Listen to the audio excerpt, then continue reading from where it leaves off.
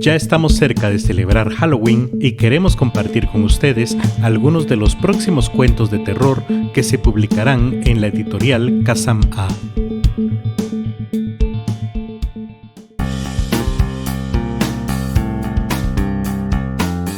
Aquí comienza Charlas Literarias, un espacio para hablar de libros y literatura.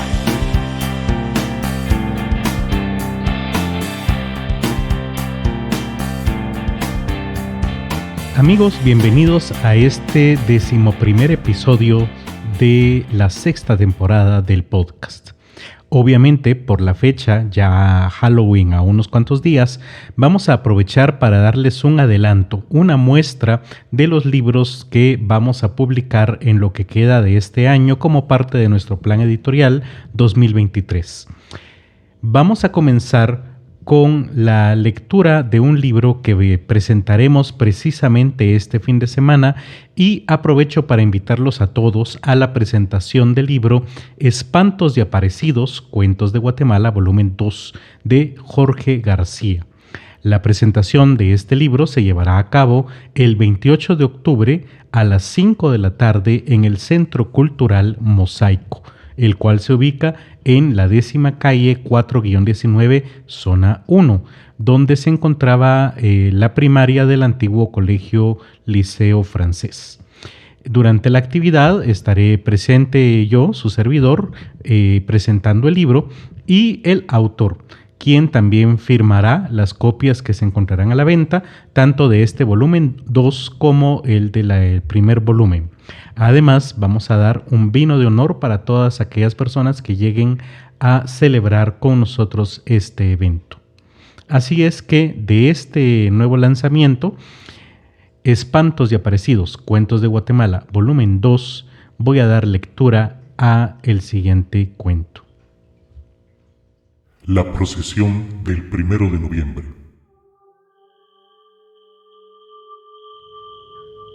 Como es tradicional en Antigua Guatemala, cada 1 de noviembre la procesión del Señor Sepultado y la Virgen de la Soledad de la Escuela de Cristo recorre las calles de la ciudad colonial en conmemoración de aquellos que se nos han adelantado en el viaje que todos, tarde o temprano, haremos.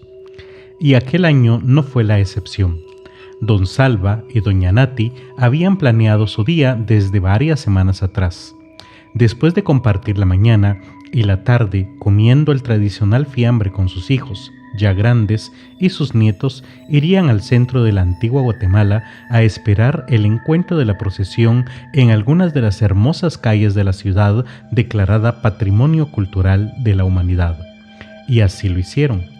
Después de repartir el fiambre que había sobrado entre toda su familia, Don Salva y Doña Nati se despidieron de sus hijos, los cuales ya ninguno vivía con ellos, y se alistaron para salir a recorrer aquellas calles que conocían de memoria, al haber nacido y vivido desde siempre en aquel lugar. Tenían ya casi 40 años de casados, y no perdían la costumbre de caminar agarraditos del brazo y de disfrutar del bello clima de esa parte de la tierra. Aquel día todo fue igual.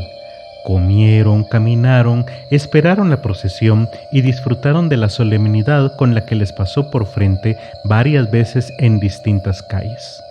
La noche llegó tan rápido como lo hace durante los fines de año. No sintieron en qué momento se les hizo tan tarde, ni cuándo las calles se quedaron tan vacías, pero era su ciudad, y caminaron despreocupadamente mientras hablaban y reían, como una pareja que acabara de comenzar en las mieles del amor. Nunca perdieron eso, se amaron profundamente desde el primer hasta el último día, o eso decían mientras se veían a los ojos y reían.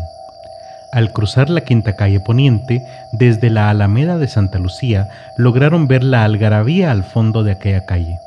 Calcularon mentalmente el lugar y llegaron a la conclusión de que era frente al cementerio San Lázaro. Había mucha gente, luces, bulla de vendedores ambulantes y se escuchaban, aunque lejanas, bastante bien las marchas de la procesión. «Seguro ya cambiaron el recorrido. Según yo, aquí ya pasó la procesión», dijo don Salva, deteniendo el paso y pensando por dónde más agarrar para evitar el tumulto. «Ah, la Salva, miremosla una última vez. Así me siento un rato porque ya no aguanto mis piernas», dijo doña Nati al ver que su esposo intentaba buscar otra forma de llegar a casa. Pero don Salva era muy complaciente con su esposa y decidió que, a pesar del cansancio, le daría gusto. Además, encontrarían en dónde sentarse seguramente. Caminaron lentamente hasta llegar al punto en donde la boya se hizo más clara y se toparon con el clásico ambiente que cualquiera encontraría justo antes del pasar de una procesión en Guatemala: olor a incienso, gente caminando, niños con sus padres y comida, mucha comida callejera. Compraron unos churros y se sentaron en la grada de una puerta que estaba vacía. Esperaban la procesión que se escuchaba ya más cerca, cuando se dieron cuenta de que el cementerio estaba abierto, iluminado y con una hermosa alfombra que dirigía la procesión hacia adentro del camposanto. «Con razón encontramos dónde sentarnos, Nati. Por aquí ya no va a pasar. Se va a meter al cementerio. Acerquémonos, así cuando pase ya nos vamos a dormir. Estoy cansado». Doña Nati ya había descansado y la idea de ver entrar la procesión al cementerio San Lázaro la emocionaba, así que aceptó. Se acercaron ambos a la multitud y quedaron justo frente a la alfombra que entraba al cementerio y que estaba iluminada con velas que llegaban hasta la ermita de San Lázaro. Era un espectáculo hermoso. Las tumbas estaban iluminadas con velas y aquella alfombra parecía flotar sobre la oscuridad de la noche. Al final, la procesión llegó, y así, impresionante como las veces anteriores que la habían visto en el día, pasó frente a ellos y comenzó su recorrido hacia el interior del cementerio. La muchedumbre empujaba a los dos abuelos que inútilmente intentaban salir de allí para ir a su casa a descansar. Era imposible, así que se dejaron guiar por la fuerza de la gente que los empujaba y que entonaba toda a la vez un canto que ellos nunca habían escuchado. Ambos sintieron el cambio de superficie bajo sus pies cuando empezaron a caminar sobre el acerrín. Era como caminar sobre las nubes. Ya no se sentían cansados y el brillo de las velas los confortaba. La procesión siguió su camino hasta la ermita, en donde las puertas estaban abiertas, esperándola con muchas más personas adentro. Y fue al llegar a la entrada de aquella hermosa iglesia que ambos reaccionaron. La gente que estaba a su alrededor y dentro de la iglesia flotaba. Era transparente y parecía estar toda vestida de blanco. Don Salva tomó fuertemente a su esposa de la mano, se aferró a la enorme cruz de concreto que estaba frente a aquella iglesia y todo desapareció. El silencio y la oscuridad reinaban a su alrededor. Algunos grillos se escuchaban nada más, y las tumbas blanquecinas parecían espectros viéndolos desde la oscuridad. Ambos estaban exhaustos y asustados, pero entonces el ruido de zapatos acercándose y la voz de un hombre los hizo voltear. «Señores, señores, por suerte los alcancé. No me explico cómo entraron por la puerta, si ya estaba cerrada, pero ya tengo una idea del por qué y cómo fue. Vieron la procesión, ¿verdad?». Era el guardián del cementerio que corría detrás de ellos desde que, como hipnotizados, caminaban de la mano en dirección a la ermita. Ambos asintieron sin dar más explicaciones. El guardián tampoco se las pidió. Los acompañó lentamente a la salida, contándoles cómo muchos, durante esas fechas, entraban igual que ellos sin necesidad de tener la puerta abierta, pero que no todos volvían a salir. Así que tuvieron suerte, y también les dijo que aquella cruz ya había salvado a más de uno. Los acompañó hasta la salida y allí se despidió. Un par de horas después, don Salva y doña Nati pensaban en lo que habían visto y vivido mientras descansaban ya en su cama y escuchaban a lo lejos las notas de una procesión, aunque ya no sabían si era la de los vivos o la de los muertos.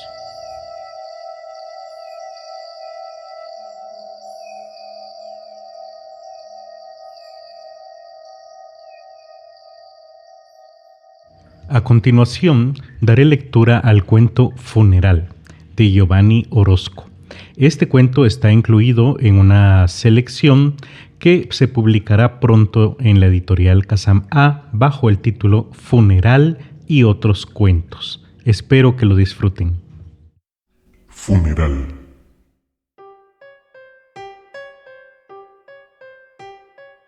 No fue sino con un poderoso esfuerzo que llegué a la funeraria donde sería el velorio de mi madre. Me recibió la pálida sonrisa de una de las encargadas del lugar. Después de un protocolo de pésames, apretones de manos y abrazos aguados, me condujo a una salita de espera. El olor a café quemado y desinfectante de limón me abofeteó al nomás entrar. Me senté en un mullido sillón de cuerina con la cabeza entre las manos, calculando las horas que tenía sin dormir y la dimensión del vacío que me esperaba al regresar a casa con mi padre.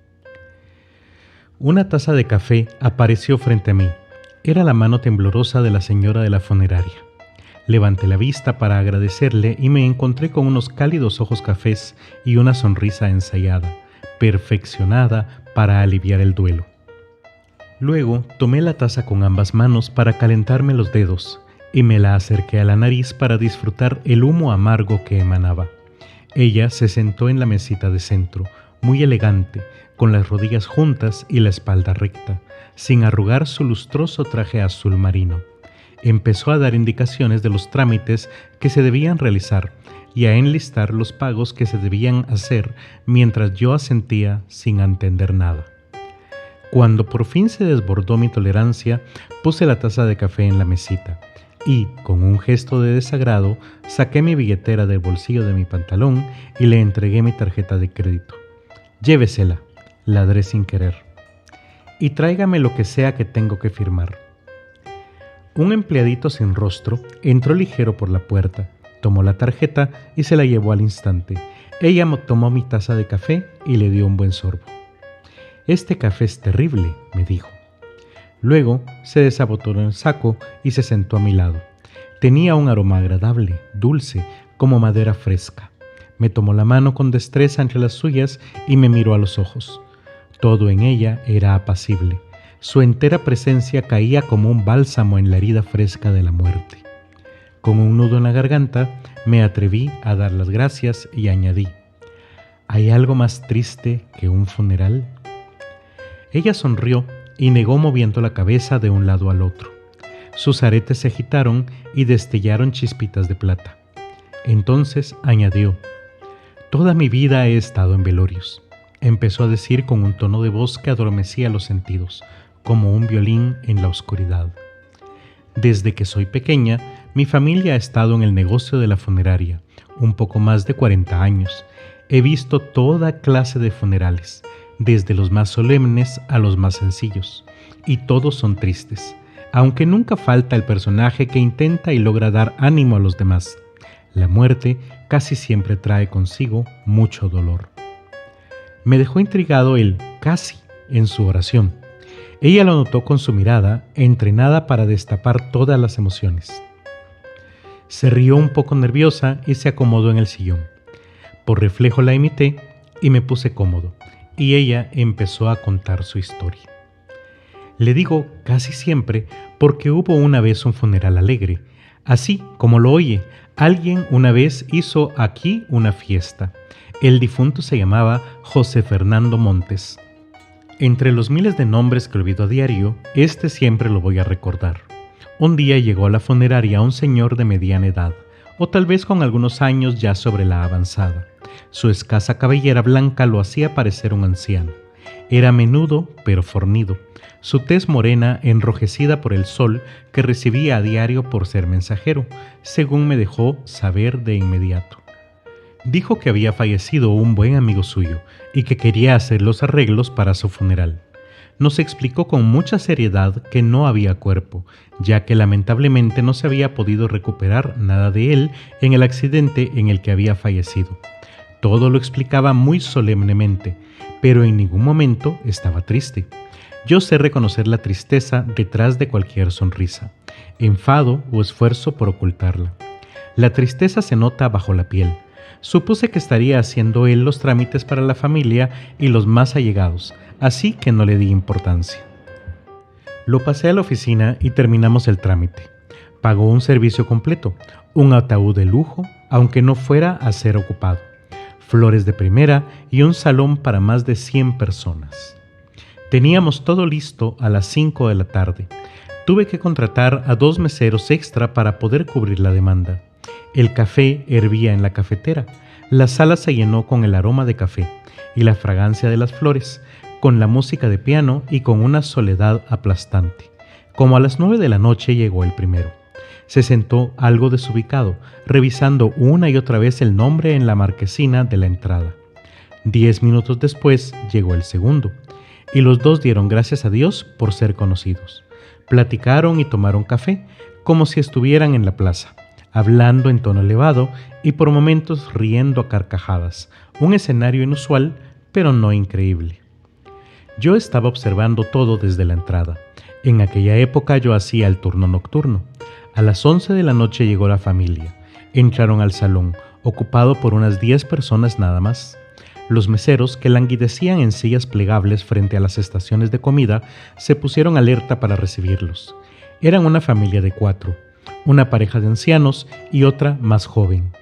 Traían un arreglo de flores y una fotografía del difunto para colocar sobre el ataúd. El personal acomodó las cosas. Yo casi pierdo la compostura cuando vi que colocaron la foto del señor José Fernando Montes sobre la caja. Me disculpé y me encerré en la oficina. Primero me enfurecí con el susodicho señor por jugar una broma tan pesada. Luego me eché a reír hasta que terminé llorando. Habrá alguien que se le ha ocurrido fingir su muerte y planear su funeral, pero nunca pensé llegar a ser parte de uno. Me quedé pensando con una taza de café, mirando hacia la calle por la ventana de la oficina. La lluvia avanzaba con rayos sordos sobre los edificios. No podía salir a decirles a todos que era una broma y que se fueran a sus casas, pero tampoco podía ser parte de esa mentira, que era no solo inmoral, sino probablemente ilegal también. Decidí que no podía hacer nada en ese momento. Tomé una libreta y me dispuse a hablar con los familiares y averiguar su información de contacto. Averiguaría dónde se metió el descarado hombrecito y luego les informaría. Sería duro y tal vez cruel, pero me tenía que hacer responsable. Salí a buscar a la pareja que acababa de ingresar, pero cuando llegué al salón me quedé de una pieza. Allí estaba él, don José Fernando Montes, con un traje negro gastado y una sonrisa de oreja a oreja. Interrumpió su relato por culpa de un mesero, que traía una merienda de sándwiches y galletas dulces. Casi había logrado que olvidara que mi madre estaba muerta con esta historia. Tomó el sándwich con una servilleta de una forma elegante que yo traté inútilmente de imitar. Tenía hambre, así que comimos a gusto. Pensando que no lo notaría, escudriñé con la mirada a la señora de la funeraria. Sus rodillas blancas siempre juntas bajo la falda perfectamente planchada, su figura ancha pero no flácida, que mantenía con estricta postura, sus ojos café que te desnudaban el corazón y su cabello castaño como una cascada de caramelo. Toda su presencia te invitaba a perderte en sus brazos y acurrucarte en su regazo como un gato. Nos comimos todos los sándwiches en cuestión de minutos. ¿Qué hizo el doncito cuando la vio?, pregunté para retomar el relato. Ella se limpió los labios, mordiendo con ellos ligeramente una servilleta doblada. Luego, mientras se limpiaba cada dedo con una toallita húmeda, me dijo: «Quizá la historia le esté pareciendo invención mía. De hecho, muchos de mis amigos dudaron cuando la conté, así que guardo este obituario en mi oficina». Sacó su teléfono celular y, tras unos elegantes movimientos con su dedo índice, me mostró en la pantalla una foto de un recorte de periódico. En este se mostraba la esquela de un hombre maduro, de tez morena, bajo el logo de una compañía telefónica. En letras grandes estaba su nombre, seguido de la reglamentaria frase «Descanse en paz». Retiró el aparato y luego me mostró una fotografía del mismo señor, sentado en un café, posiblemente de París o de Madrid, con un traje elegante y una sonrisa que no cabía en su rostro. «Esto me lo mandó él hace un mes», me dijo en tono serio. «Aún guardo su contacto pensando que alguien pueda hacer algún reclamo». Debió leer en mi rostro las miles de preguntas que tenía en la mente. Antes de que pudiera decir nada, prosiguió con su relato. Estaba furiosa, pero me controlé. Caminé hacia él y le planté cara. Él me saludó con entusiasmo y me agradeció todas las atenciones diciendo que todo iba estupendo. Casi llorando de rabia, le indiqué que necesitaba verlo en mi oficina. Lo tomé del brazo y lo llevé casi corriendo. Ya adentro, se acomodó en una butaca frente a mi escritorio y yo me planté frente a él con los brazos cruzados. «Explíquese», le exigí con palabras que sabían a bilis, y el señorcito respondió: «No hay nada que explicar. Me morí ayer y nadie me hizo un funeral». Con esas palabras me quitó el enojo y un frío bajó por mi espalda. Pensé que claramente el tipo estaba loco. Rodeé el escritorio y me senté en mi sillón. Respiré hondo y le pregunté: «¿Usted cree que está muerto?» «Yo no, pero todos los demás sí», respondió. Se echó a reír y me mostró el recorte de periódico con su esquela. Luego me contó los eventos del día anterior. «Ayer, cuando me desperté y vi el periódico, me enteré que me había muerto. Me pareció muy gracioso ver mi foto en el periódico. Era obviamente un error. Yo vivo solo, o más bien, vivía solo. Así que no tenía con quién reírme en ese momento. Recorté la esquela para llevarla al trabajo y reírme con mis compañeros. De camino en el bus sonó mi celular. Pensé que sería mi hermano o mi tía que habían visto el periódico y me llamaban para ver si estaba bien. Pero no, era un vendedor. Llegué al trabajo como todos los días y todos me saludaban sin mirarme como siempre lo hacen. Llegué al escritorio de la recepción para marcar mi tarjeta de ingreso. Había una foto mía en la cartelera detrás de la recepcionista que decía: «Gran colaborador y amigo». Me eché a reír y le dije a la recepcionista en modo de broma: «¿Quién es ese que se murió?». Ella me miró a los ojos, enfadada por burlarme de una situación tan seria. «Murió don Chepe, un gran colaborador y amigo». «Además muy guapo», dije yo. Me pareció aún más divertido al darme cuenta que no me conocía. Para el mediodía, la broma ya no fue tan divertida. Subí como siempre a todos los niveles del edificio a recoger y entregar los paquetes. Todos me saludaban con indiferencia y cuando les preguntaba por don José, el mensajero, decían que había fallecido. ¿Puede creer? Me lo decían en la cara. En fin, me di cuenta que la cosa era seria y que tendría que ir a Recursos Humanos a aclarar la situación. Dejé la carreta de los paquetes y me fui al 9º nivel. Le indiqué a la señorita encargada del personal que había un error y ella me indicó que no había ninguno. Que el señor José Fernando Montes había fallecido en un accidente de tránsito ayer. Le mostré mi carnet, mi identificación y mi licencia de conducir, pero en lugar de admitir el error, me dijo que yo era otra persona con el mismo nombre y que la corporación no cometería esa clase de errores. Me quedé frío. Incrédulo, bajé a donde había dejado la carreta y ya no estaba. Cuando pregunté por ella, resultó que ya había llegado el reemplazo de don José. Por fin tomé el teléfono y me decidí a llamar a mi hermano. Resultó que la línea era de la corporación y ya no tenía servicio. Sentí un extraño temblor en las piernas.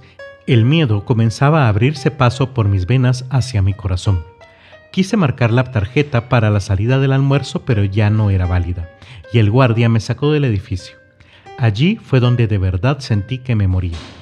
Sentado en la banqueta, solo podía pensar cómo era posible que nadie se hubiera preocupado de llamarme, buscarme o asegurarse de que estuviera muerto. Cuando lo más desconcertante en realidad era que después de 30 años trabajando de mensajero en la empresa, no tenía un solo amigo que respaldara mi identidad. Tomé el bus y regresé a mi departamento. No tenía hambre, solo sentía mucho sueño, así que me quedé dormido en el sofá. Al poco tiempo llamaron a la puerta. Adormecido, abrí y me topé con el pecho de un hombre muy alto. Vestía un traje negro de 5 piezas, facciones perfectas, elegancia de pies a cabeza. Me preguntó si yo era José Fernando Montes y le contesté que sí. Me preguntó si era yo familiar del fallecido José Fernando Montes y no supe qué contestar. Dijo que tenía un cheque de caja con la cantidad que el difunto tenía en su cuenta de ahorros y que como beneficiario había puesto a José Fernando Montes y esta dirección. Como un destello vi con el ojo de la mente la forma que llené para abrir la cuenta hace 30 años, cuando venía de mi pueblo y no conocía a nadie. Mi familia estaba lejos, no sabía qué poner, así que me puse a mí mismo.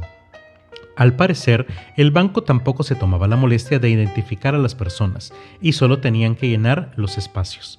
Después de un breve papeleo, unas firmas y un seco apretón de manos, tenía el valor de toda mi vida en un papel. Armé una maleta rápida y pedí un taxi para ir a mi pueblo. Costaría una fortuna, pero ¿qué más daba? Después de 5 horas de viaje, llegué a mi casa después de 30 años. Mi hermano se había casado y mi tía seguía sentada en el porche de la casa, limpiando frijol donde la dejé en mi juventud. Una moña negra estaba puesta sobre la puerta. Me di cuenta que un mensaje en las redes sociales valía y bastaba para dar un hecho por verdad. Golpeé la verja con una piedra e indiqué que venía a ver a Roberto Montes, mi hermano. Lo fueron a buscar. Cuando salió, no me reconoció. No le quise preguntar si me reconocía. Quería que lo hiciera solito, pero no lo hizo. Le dije que era un amigo de José y que venía a averiguar de él. Me dijo que había muerto ayer en la capital, en un accidente de tráfico. Me pasó adelante y hablamos unas 2 horas sobre mí, sin que él se diera cuenta que era yo. A propósito, ¿dónde iría a hacer el funeral?, me preguntó al final. Me despedí y tomé otro taxi de regreso. En el camino pensé que debía hacer yo el funeral, porque ni mi familia se había preocupado por averiguar dónde iba a quedar enterrado. Lloré, reí, maldije y bendije todo el camino de regreso. Por 30 años había caminado con la mirada en los pies, sin hacer amigos, ni siquiera hacer una conversación, pensando que todos estaban muy ocupados. No había buscado a mi familia y ellos se habían cansado de buscarme. Me enterré yo solito, un poquito de tierra cada día, metido en una rutina muda y austera, y ahora ya no podía salir. El señor José se había vuelto más pequeño en la butaca de mi oficina. Ante mis ojos se había encogido y palidecido. Lo percibí envejecido, derrotado. ¿Sabe qué es lo mejor?, me dijo al final. Que ya saludé a todos en el velorio y nadie me miró a la cara. Me volví un fantasma de verdad. La señora terminó el relato súbitamente y se puso a ver su teléfono celular. Yo no sabía hacia dónde mirar, así que me quedé observando su mirada, captando los reflejos en sus ojos de miel. De pronto me mostró de nuevo la pantalla, donde aparecía la foto de otro señor, un rostro más entre tantos rostros. Este es José Fernando Montes, con S, pasajero número 75 del autobús que se desplomó de un acantilado el día que murió don Chepe. Él ni siquiera tuvo funeral.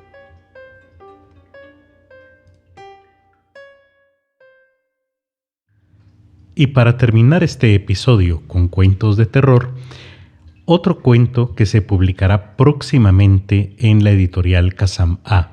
Se trata del cuento La Dama de Cabellos Largos, que será incluido en el libro Sombras en la Niebla, de Luis Fernando Gil Solares.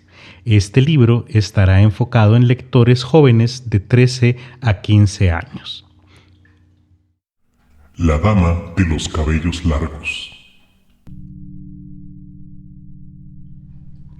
Había sido una jornada alegre de compartir con los compañeros de trabajo en torno al cumpleañero de turno, por lo que Jorge volvía contento a su casa, ubicada en El Paraíso, Palencia, a más de 30 kilómetros del centro de la ciudad de Guatemala.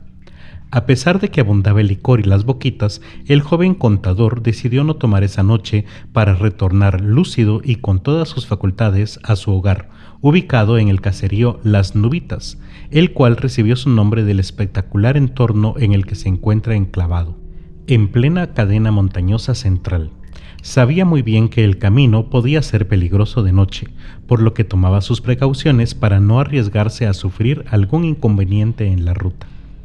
Recibió críticas y burlas por retirarse de la reunión antes de los demás.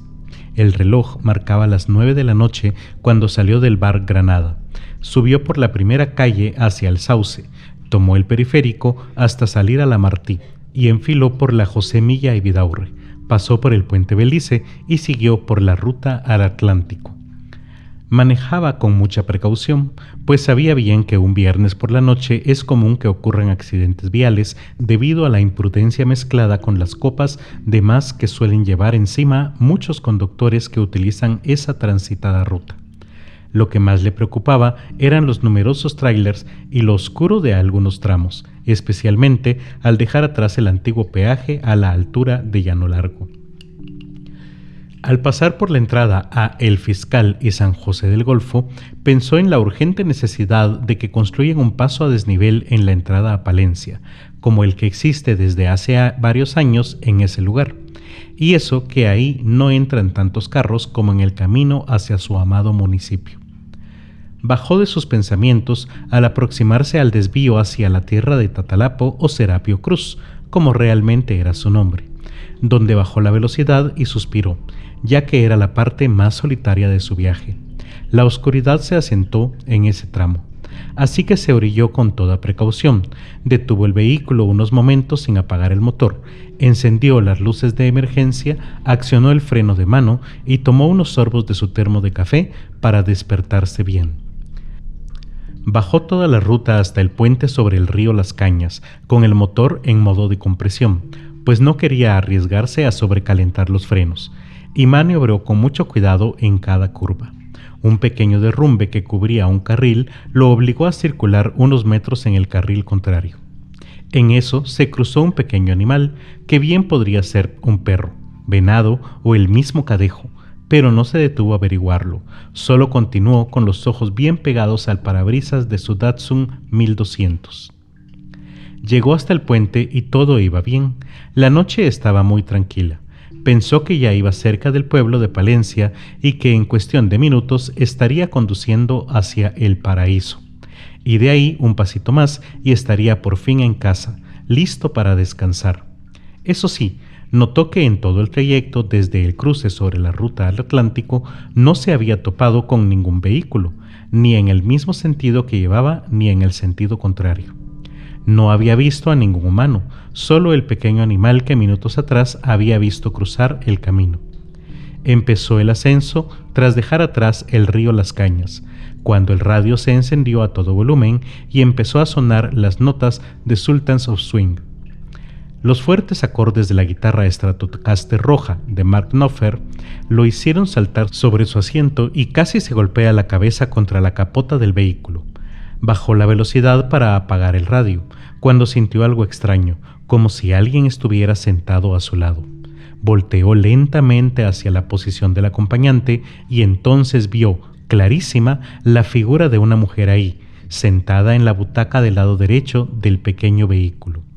En ese momento, Jorge recordó las historias que contaban los mayores sobre las apariciones de una misteriosa mujer a la que llamaban la Peluda. Su corazón empezó a latir muy fuerte y no alcanzaba a pensar nada, mucho menos a decir algo. Solo continuó manejando, pero tampoco se atrevía a volver y ver a su acompañante.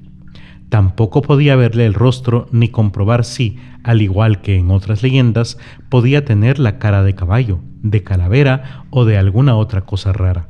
O quizá ésta sí tenía la cara de una mujer normal y simplemente había aparecido ahí por alguna razón que él no sabía explicar, pero sin intenciones de causarle daño. El joven contador continuó conduciendo por algunos minutos más, que le parecieron eternos, y la mujer de al lado continuaba ahí, inmutable, hasta que de repente vio que extendía la mano para señalar algo. Era una cajetilla de cigarros que Jorge llevaba sobre la guantera. Enseguida comprendió que deseaba que le alcanzara un cigarrillo, lo que hizo con la mano temblorosa y sin soltar el volante. Como ella no se movía ni se notaba mueca alguna en su rostro, el cual parecía inexistente, Jorge le acercó lentamente el cigarrillo hasta introducirlo entre la larga cabellera que cubría todo su torso y sintió que finalmente el extremo del filtro tocaba sus labios. Entonces procedió a acercar el encendedor, el cual casi se le cae. Por un momento soltó el timón, lo que hizo que el carro japonés zigzagueara brevemente, pero rápidamente retomó el control y con un movimiento de dedos logró encender el cigarrillo. De entre los largos cabellos empezó a brotar abundante humo y el cigarrillo se encendió profusamente, como si de un tizón se tratara. Inexplicablemente, Jorge se sintió un poco más tranquilo, aunque se sorprendió de la rapidez con que se consumía aquel cigarrillo. El conductor no se atrevía a voltear a ver a su acompañante y mantenía los ojos fijos en el camino. Intentó pronunciar alguna palabra, algo así como «Mucho gusto, señora» o «Señorita, ¿usted es de por aquí? ¿Hacia dónde se dirige? ¿No le da miedo andar sola tan tarde por estos rumbos?». Con este último pensamiento se sintió tonto de solo pensar en preguntarle a un espectro, fantasma o aparición si no le daba miedo andar de noche por esa carretera tan solitaria y oscura. Se acercaba al residencial de la Joya de Palencia cuando le pareció que la señora o señorita del cabello largo, el que le cubría todo el rostro, levantaba nuevamente la mano para señalar algo, lo que al principio no supo interpretar. Pero al llegar a la gasolinera entendió que señalaba un rótulo que indicaba el desvío hacia la laguna Monja Blanca.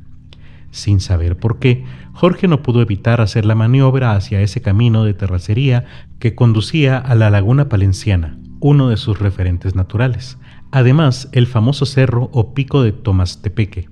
El Datsun empezó a zarandearse debido a las piedras que impedían que se formara mucho lodo en la ruta, pero la peluda no se inmutaba. Aunque Jorge comprobaba que no levitaba, como en muchos relatos que habían escuchado sobre otras apariciones femeninas. No, su acompañante parecía de un aspecto muy real, muy físico. Se apreciaba bien sentada en la butaca del vehículo japonés. Al llegar a la orilla de la laguna ya estaba lo suficientemente oscuro como para no apreciar casi nada del entorno, ni las bancas, ni los juegos, ni los árboles. Lo que sí se apreciaba era el angosto muelle y el rótulo en el que se leía «Bienvenidos a la Laguna Monja Blanca, centro de recreación familiar. Prohibido bañarse, prohibido pescar con atarraya». Le pareció irónico que dijera «centro de recreación familiar» y pensó que prefería estar en ese momento con cualquier otra persona y no con la dama de cabellos largos. Sin embargo, no sentía pánico, sino que estaba intrigado por aquel ser extraño. Esta reflexión le hizo recordar la canción de La Joven Guardia de 1969 y hasta le hizo gracia. La mujer se bajó del vehículo y Jorge casi podía escuchar sus pisadas sobre las hojas secas. Se dirigió al muelle, avanzó lentamente y volteó levemente la cabeza hacia el contador, quien la observaba en silencio al lado del vehículo, ya sin miedo alguno. No pudo ver ningún rasgo en su rostro, pero sí lo que parecía una cortada, una herida larga que iba desde la frente hasta el mentón. Luego, la mujer volvió a extender la mano, esta vez hacia el joven palenciano, no señalándolo, sino como si mostrara la palma abierta, la cual parecía sangrar. Siguió caminando hasta el fin del muelle y pareció saltar al agua. Jorge corrió instintivamente hacia la angosta estructura de cemento y llegó al final. Sin pensarlo, se agachó y se asomó al agua, donde solo pudo observar una planta flotante, como aquellos lirios de agua que de niño veía en las ilustraciones de los libros de cuentos donde se relataban historias de príncipes convertidos en sapos. Aún contrariado, vio su reloj y se dio cuenta de que ya pasaba de las 11 de la noche, por lo que corrió hacia su carro, arrancó y salió del lugar lo más rápido que pudo, sin pensar en el balasto del camino y si alguna piedra suelta podría golpear contra el chasis o incluso romper la aceitera. Lo único que quería era alejarse de esa zona solitaria y retomar la ruta hacia las Nubitas. Suspiró al ver las primeras casitas a la orilla del camino. Al llegar, se dio un baño prolongado con agua muy caliente, se cambió y se metió a la cama, sin sentir hambre, solo cansancio y tratando de ordenar sus pensamientos sin comprender mucho lo que había vivido. A la mañana siguiente, Jorge se levantó más tarde de lo usual.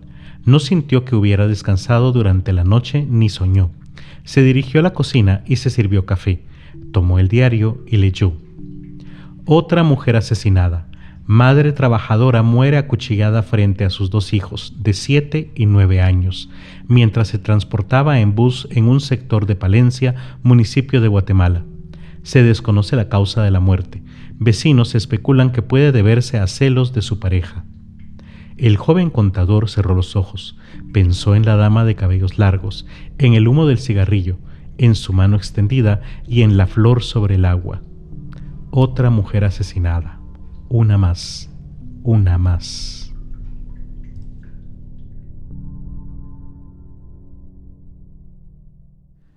Muy bien, amigos, y con esto damos por terminado nuestro episodio de Halloween. Como siempre, les habló Javier Martínez y pueden seguir el podcast en @KazamA en Facebook, Twitter e Instagram o Editorial KazamA en TikTok. También pueden seguir a nuestro patrocinador 1900 Radio en línea. Les recuerdo que este sábado 28 de octubre a las 5 de la tarde en el Centro Cultural Mosaico se presentará la obra Espantos y Aparecidos, Cuentos de Guatemala, volumen 2 de Jorge García. Están todos cordialmente invitados. Nos vemos entonces el próximo viernes de charlas. Charlas Literarias es producido y grabado en el estudio de la editorial KazamA. Encuentra cada viernes de charlas un nuevo episodio en Spotify, YouTube, Apple y Google Podcast, así como en otras plataformas similares. Síguenos en redes sociales como @KazamA.